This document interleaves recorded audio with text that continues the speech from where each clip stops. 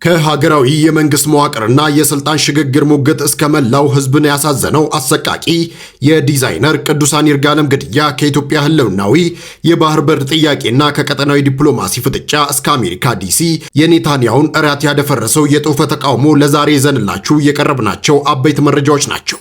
ሰላም ውድ የናቲ 16 ቤተሰቦች ቻናላችንን ሰብስክራይብ በማድረግ የደውል ምልክቷን በመጫን በየዕለቱ የሚወጡ አዳዲስና የተጣሩ መረጃዎችን ያገኙ። ወደ ዝርዝሮቹ ተሸጋገረ። አብራችሁን ቆዩ። በኢትዮጵያ የወደፊት የመንግስት አስተዳደር ስርዓት የስልጣን መዋቅርና የዲሞክራሲ አይነት ምን መምሰል አለበት በሚለው ወሳኝ ሀገራዊ ጉዳይ ላይ በሀገራዊ ምክክር ኮሚሽን መድረክ ሰፊና አሳታፊ የፖለቲካ ሙግት እየተካሄደ ይገኛል። በአንድ የ50 ተመካካሪዎች ንዑስ ቡድን ተዘጋጅቶ ለ250 ስልታዊ ቡድኖች በቀረበው የምክር ሐሳብ ሰነድ ላይ እንደተመላከተው የሀገሪቱን ተጨባጭ ሁኔታ ያገናዘበ የፖለቲካ መዋቅር ለመዘርጋት የተለያዩ አማራጮች የቀረቡ ሲሆን በእያንዳንዱ አማራጭ በጎና ክፍተት ጎኖች ላይ ጥልቅ ውይይት ተደርጎባቸዋል። በውይይቱ ወቅት የፓርላመንታዊ ስርዓት መቀጠል አለበት የሚለው ሐሳብ በስፋት ድጋፍ ያገኘ ተራማጅ አቋም ሆኖ ወጥቷል። ስርዓቱ ኢትዮጵያ ለረጅም ጊዜ የኖረችበትና የታወቀ በመሆኑ ከመሬት ተጨባጭ ሁኔታ ጋር በቀላሉ እንደሚዋሃድ ተመላክቷል። በአሁኑ የኢትዮጵያ መዋቅር የጠቅላይ ሚኒስትሩና የፕሬዝዳንቱ ስልጣን ተለያይቶ መቀመጡ በውይይቱ ላይ ሌላው ትኩረት የሳበ ነጥብ ነበር። በአሁኑ ወቅት የፕሬዝዳንቱ ሚና በዋናነት ስነ ስርዓታዊ ወይንም ክብረ በዓላዊ በመሆኑ ንጉሳዊ ስርዓት በሌለበት ሀገር የዚህ ቢሮ መኖር የሀብትና የቢሮ መደራረብ ይፈጥራል የሚል እይታ ቀርቧል። የፓርላመንታዊ ስርዓቱ ሳይቀየር የጠቅላይ ሚኒስትርነት ስያሜ በፕሬዝዳንት እንዲተካና የሁለቱ ቢሮዎች ስልጣን እንዲዋሃድ ተጠቁሟል። እንዲሁም የደቡብ አፍሪካን አሰራር በመከተል በፓርላማ የሚመረጠው ፕሬዝዳንት ሁለቱንም አስፈጻሚነትና ስርዓታዊ ኃላፊነቶች አጣጥሞ እንዲይዝ በማድረግ በተጨማሪም በዚህ መዋቅር የሚመረጠው ፕሬዝዳንት የስልጣን ዘመን 6 ዓመት እንዲሆን ስምምነት ላይ ተደርሶበታል። ከፓርላመንታዊ ስርዓቱ በተጨማሪ የህዝብ ቀጥተኛ ተሳትፎ ያረጋግጣሉ የተባሉ ሌሎች የፖለቲካ ስርዓቶችም በሐሳብ ደረጃ ተሞግተዋል። የስርዓቱ ደጋፊ ህዝቡ በቀጥታ መሪውን እንዲመርጥ ስለሚያደርግ ተጠያቂነትን ያጠናክራል፣ መሪው በሚገባው ቃል መሰረት እንዲገመገም እድል ይሰጣል ሲሉ፣ በተቃዋሚዎች ዘንድ ግን ጠንካራ ዲሞክራሲያዊ ተቋማት በሌሉበትና ብዝሃነት ባበበበት ሀገር ፕሬዝዳንታዊ ስርዓት ወደ አምባገንነት ሊያመራ ተጠያቂነትን ሊያላላና በፌዴራሉና በክልሎች መካከል መራራቅን ሊፈጠር ይችላል የሚል ስጋት ቀርቦበታል። እነዚህ በ50 አባላት ንዑስ ቡድን ተጠንተው የቀረቡ ምክረ ሐሳብ አማራጮች ገና በውይይት ሂደት ላይ የሚገኙ ናቸው። የኢትዮጵያ ሀገራዊ ምክክር ኮሚሽን ባወጣው መግለጫ መሰረት በእነዚህና በሌሎች መሰረታዊ ሀገራዊ ጉዳዮች ላይ የመጨረሻ ውሳኔ ማጠቃለያ የሚሰጠው የ500 ተመካካሪዎች መድረክ ሰፊ ውይይት ካካሄደባቸው በኋላ ይሆናል። የሀገሪቱን የነገ አቅጣጫ የሚጠቁሙ እነዚህ የፖለቲካ ውይይቶች እንዳሉ ሆነው አሁን ደግሞ የብዙዎችን ልብ የሰበረና በከተማችን የተፈጸመ አሰቃቂ ድርጊትን የምንመለከተው መረጃችንን እንደሚከተለው እናቀርባለን። በቅርብ ወዳጅ ክደት የተፈጸመባትና የመላውን ህዝብ የሰበረው አሰቃቂ የዲዛይነር ቅዱሳን ይርጋለም ግድያ ተጨማሪ መረጃዎች ወጥተዋል። የ2026 የሚስ ወርልድ ኢትዮጵያ የውበት ንግስት የሆነችው የሩት ይርጋለም ታላቅ እህት ዲዛይነር ቅዱሳን ይርጋለም በሞዴሊንግ ተስፋ ከነበራት በትምህርት ቤት ከምትተዋወቀው ቅድስት ሙሉቀን በተባለች የቅርብ ጓደኛዋ በተሸረበ ሴራ ወጥመድ ህይወቷ አልፏል። ወንጀሉ የተቀናጀው ለ1 ዓመት ያህል ተጠፋፍታ የነበረችው ቅድስት በስልክ ደውላ አዲስ ቤት ተከራይቻለሁ እዩልኝ በማለት በፈጠረችው የሐሰት ጥሪ ነው። በኋላም ሜክሲኮ አካባቢ ከተገናኙ በኋላ አብሮ ወደ ኮይ ፈጪ አመሩ።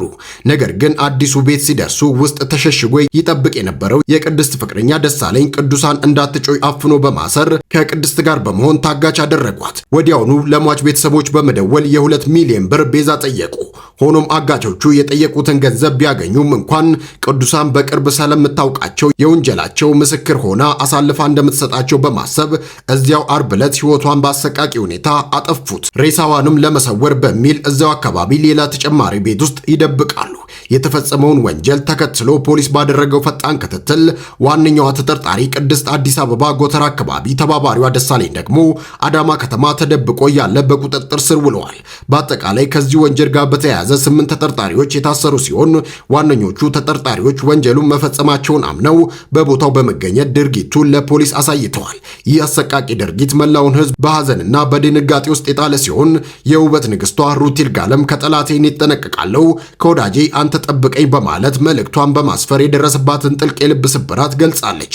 ቀጣዩ መረጃችን ትኩረቱን ያደረገው የሀገሪቱን ቀጣይ ትውልድ እጣ ፋንታ በሚወስነው የባህር በር ጥያቄና በቀጠናው ዲፕሎማሲያዊ እንቅስቃሴ ላይ ነው። ኢትዮጵያ በምስራቅ አፍሪካ ቀጠና የኢኮኖሚ የህዝብ ብዛትና የፖለቲካ ክብደቷ ከፍተኛ ከሆኑ ሀገራት አንዷ ብትሆንም ከ3 አስርት ዓመታት በላይ የባህር በር አልባ ሆና መቆየቷ ሀገሪቱን ለጥልቅ ኢኮኖሚያዊና ስትራቴጂካዊ ተጋላጭነት ዳርጓታል። የባህር በር ጥያቄ ዛሬ ላይ የዜጎች የዕለት ተዕለት ህይወት፣ የሀገራዊ ደህንነትና የቀጣይ ትውልድ እጣ ፋንታ ወሳኝ አካል ሆኖም ወጥቷል። በአንድ በኩል የኢትዮጵያ ህዝብ መንግስትና የባህር በር ማግኘት ሀገራዊ ህልውናውን የማረጋገጥ ጉዳይ እንደሆነ ያምናሉ።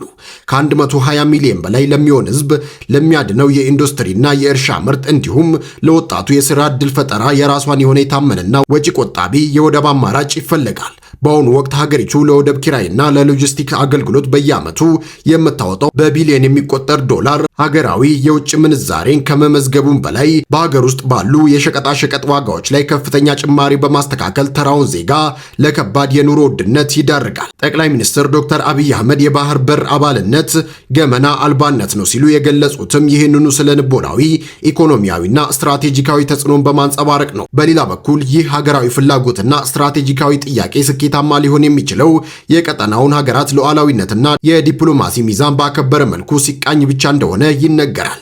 የቀይ ባህርና የኤደን ባህረ ሰላጤ ቀጠና ለዓለም አቀፍ የንግድና ጂኦፖለቲካ ውድድር እጅግ ተጋላጭ ከሆኑ ስፍራዎች አንዱ በመሆኑ የኢትዮጵያ ጥያቄ በሰላማዊ በህጋዊና በጋራ ልማት መርህ ላይ ተመስርቶ መመራት እንዳለበት የዲፕሎማሲ ባለሙያዎች ያሳስባሉ። ጎረቤት ሀገራት ያላስፈላጊ ስጋትና ስሜት ውስጥ ሳይገቡ የኢትዮጵያን የኢኮኖሚ እድገት እንደ አጋርነት በመመልከት በጋራ ሀብትና በወደብ ልማት የሚጠቀሙበትን ማዕቀፍ መዘርጋት ቀጠናዊ ዘለቄታን፣ ሰላምን ለማረጋገጥ ወሳኝ ነው። ከቅርብ ጊዜ ወዲህ ኢትዮጵያ ከሶማሊላንድ ጋር የተፈራረመችውን የመግባቢያ ሰነድ ተከትሎ የቀጠናው ዲፕሎማሲያዊ ውጥረት መጨመሩ ይታወቃል። ይህንን ውጥረት ለማቅለልና የሁለቱ ወገኖች ስጋት በውይይት ለመፍታት በቱርክ አዘጋጅነት ለአንካራ ውይይት ተቀማጭነቱን ያደረገው የዲፕሎማሲያዊ ጥረትና የሶማሊያና የኢትዮጵያ ተወካዮች ንግግር ቀጠናዊ መረጋጋትን ለመፍጠር ትልቅ ተስፋ የተጣለበት እርምጃ ነው። ይህም የሚያሳየው ጥያቄው ሀገራዊ አስፈላጊነቱን የጎላ ቢሆንም መፍትሄው ግን የዲፕሎማሲያዊ ህጋዊና ጎረቤቶችን የሚያሳተፍ መሆን እንደሚገባው ነው።